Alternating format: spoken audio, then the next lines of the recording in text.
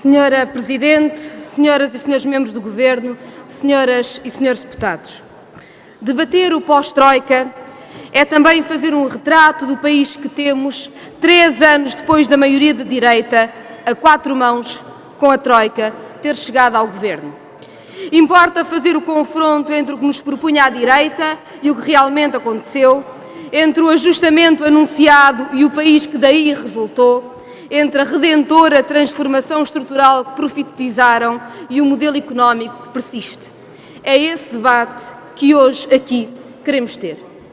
E, senhoras e senhores membros do Governo, senhoras e senhores deputados, há 3 características que descrevem o Governo e a sua política ao longo destes 3 anos de Troika: dissimulação, chantagem e destruição.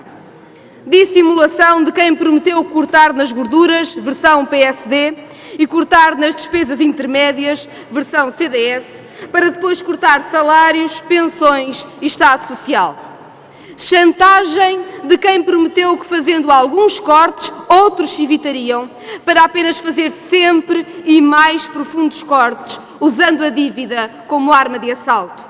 Destruição do tecido económico, do emprego, dos serviços públicos, do trabalho digno.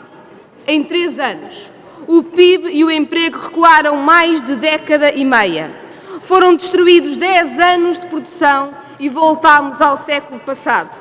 Ao mesmo tempo, a dívida pública subiu a valores nunca vistos, 130% do PIB, e a economia não resolveu nenhum dos seus problemas estruturais. Portugal é hoje um país que produz menos, mais desigual e mais pobre, com menos emprego e que perde população e qualificação a cada dia. A pobreza não paga dívidas, como não cria emprego e não qualifica um país.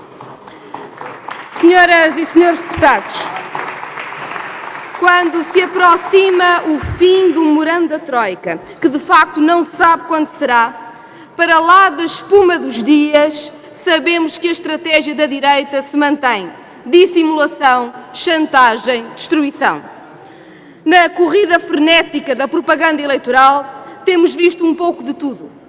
Do debate sobre as divergências insanáveis que nunca tiveram conteúdo para lá da folha de rosto, à concorrência entre agências de comunicação dentro do próprio Governo, que provocam os números tristes mas reveladores de um secretário de Estado que anuncia o que o Ministro nega, mas todos sabemos que é o que se prepara.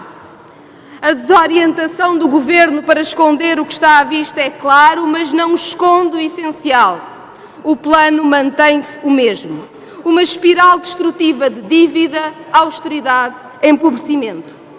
Usando a chantagem da dívida, impõem a austeridade, o que resulta em empobrecimento, e num país mais pobre, com uma dívida crescente, a dívida agrava-se e é desculpa para nova e reforçada austeridade, recomeçando o ciclo sempre imparável do empobrecimento.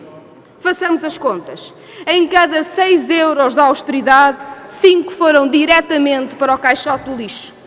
Empobrecemos sem qualquer sentido ou finalidade, que não o propósito ideológico de proceder a uma gigantesca transferência de rendimentos do trabalho para o capital. O Governo que fez do pagamento da dívida a sua bandeira foi o que mais aumentou a dívida pública em Portugal. Mas, senhoras e senhores deputados, senhoras e senhores membros do Governo, ouvimos agora o Governo dizer que há sinais positivos para o país e não para as pessoas. Clarificam, como se não soubessem as pessoas.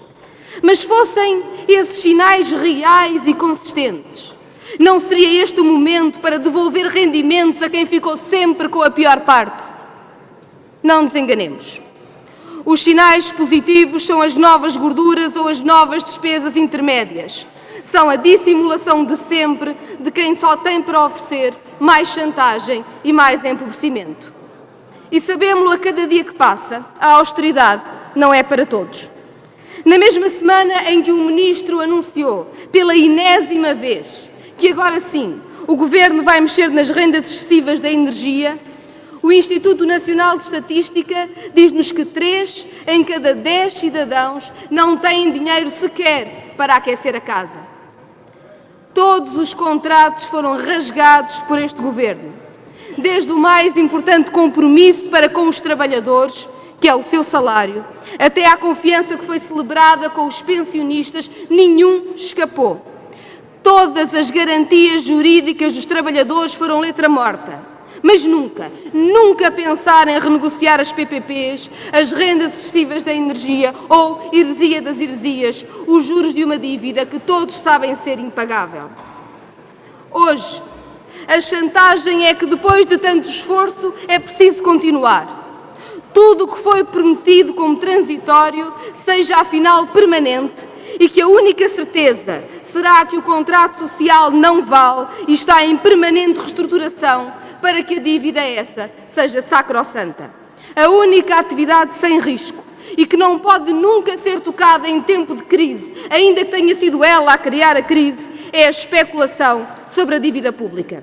A dissimulação não serve mais do que para esconder este gigantesco privilégio à finança do governo PSD, CDS e da Troika. À dissimulação dos sinais positivos que não chegam às pessoas, junta-se a chantagem de mais austeridade da nova normalidade. Ainda que não haja nada para oferecer à frente, que não mais dívida e mais empobrecimento, apenas destruição. Décadas de austeridade, a receita em que nos pedem para confiar. A que resultará, talvez, se os juros forem baixos e um país mais pobre for capaz de produzir mais. Sacrifícios, pedem, prometendo que valerão a pena no dia em que nevar em agosto em Lisboa e fizerem 40 graus em dezembro na Serra da Estrela. O acaso meteorológico, com tanta probabilidade como a de um país poder ter 30 anos consecutivos de taxas de crescimento de 3% e saldos primários de 4%. Nunca aconteceu. Senhoras e senhores deputados, a política da dissimulação, chantagem e destruição aposta num país com medo e mesquinho, em que os filhos façam de conta que a perda das pensões dos pais é o preço por ser velho. Os pais pensem que a precariedade dos filhos é o preço por ser jovem, em quem tem emprego olhe quem não tem como pária, em que quem não tem emprego já não conta. Esse não é o nosso país. A nova normalidade que nos propõem não é mais do que a velha exploração de séculos, enfeitada com a nova língua de quem chama ajustamento a empobrecimento. Senhoras e senhores membros do Governo, senhoras e senhores deputados, se ao fim de 3 anos da Troika nunca estivemos tão endividados, nunca tivemos uma economia tão frágil, com tantos desempregados e desempregadas, e a perder pessoas a cada mês que passa para a imigração e desemprego, imaginemos o que restará do país ao fim de 2 ou 3 décadas desta política. Travar a austeridade, mais cedo do que tarde, é um imperativo nacional. Quando o Governo se prepara para defender a indexação das pensões e salários ao crescimento económico, fazemos aqui uma proposta muito concreta. Por uma vez, não mexer nos contratos de trabalho, mas nos dos sacrossantos mercados e condicionar o pagamento da dívida ao crescimento económico. Já foi feito. Nada mais, nada menos do que na Alemanha.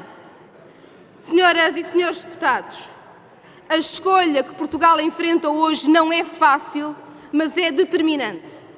Se aceitarmos um país de joelhos e humilhado, onde não é possível viver com dignidade, ou se nos levantamos e afirmamos a necessidade, em Portugal, na Europa e junto da finança internacional, de renegociar a dívida, recuperar soberania, respeitar o contrato social, criar emprego, crescer. A discussão sobre o pós-Troika é a discussão sobre alternativas e caminhos. Saber se o país aguenta décadas de uma austeridade sem outro propósito que não seja produzir um exército de pobres com baixos salários, ou se, pelo contrário, temos a coragem de defender os direitos dos cidadãos e reestruturar a dívida para libertar espaço para o investimento e criação de emprego. Entre um passado sem presente e o futuro, escolhemos o futuro.